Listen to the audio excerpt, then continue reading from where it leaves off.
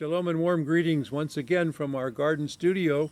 This is Jay Rawlings reporting to you for Israel Vision on 7 biblical reasons why Israel is a unique nation among the nations of the earth. Of course, today I want to talk about why Israel is the only nation and people group that for millennia, for thousands of years, has had to struggle against slander, prejudice, and evil speaking against them. You know, the dirty Jews, always put them down.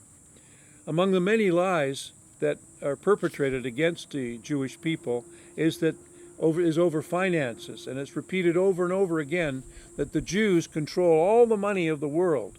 Well, that's simply not true. It's just a big untruth. But I will say this, that the scriptures do say that the descendants of Abraham, Isaac, and Jacob will be blessed financially for a reason. And it's in Deuteronomy 8:18, where it says, "And you shall remember the Lord your God, for it is He, God, who gives you power to get wealth, that He may establish His covenant, which He swore to your fathers, as it is to this very day." Now, what does the word power mean here?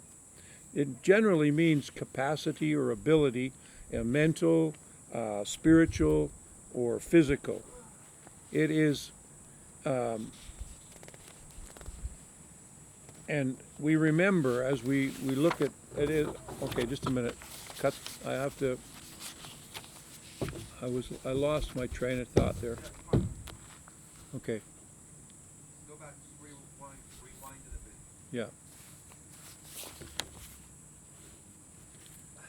Okay.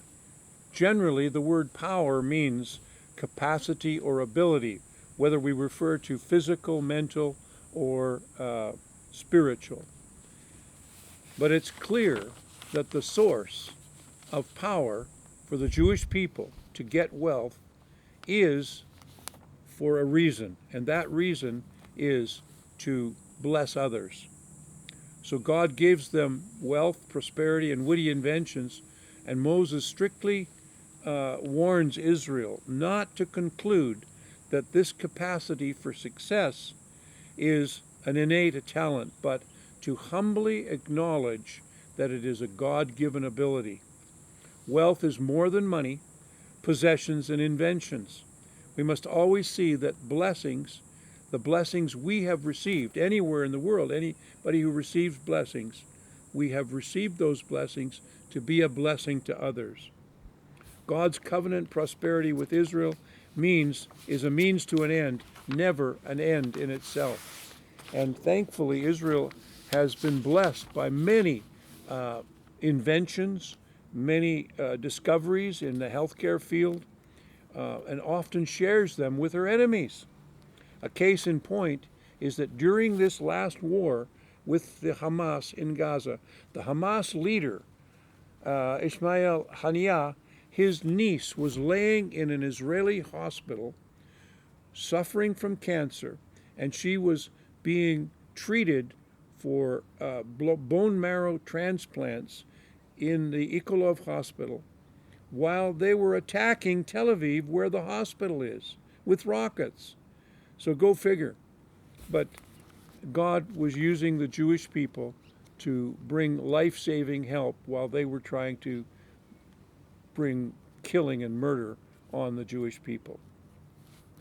And what does the Bible say? Jesus said this. He says, "I say to you, love your neighbor as yourself. Bless those who curse you and attack you. Do good to those who spitefully use you and persecute you." This is the godly response. And thankfully, Israel has been doing this over the generations and over the millennia. Israel's always had the responsibility to defend innocent civilians, her own innocent civilians. So if Israel's going to be attacked by rockets, immediately the IDF will go into action to defend the innocent civilians of Israel. And, by the way, they try to protect the innocent civilians even in Gaza. Why? How did they do that?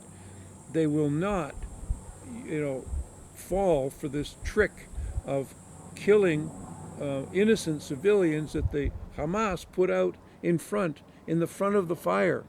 They try to tap on top of the buildings to tell the people, get out of that building before it's going to come down. And the people are saved as they do that. So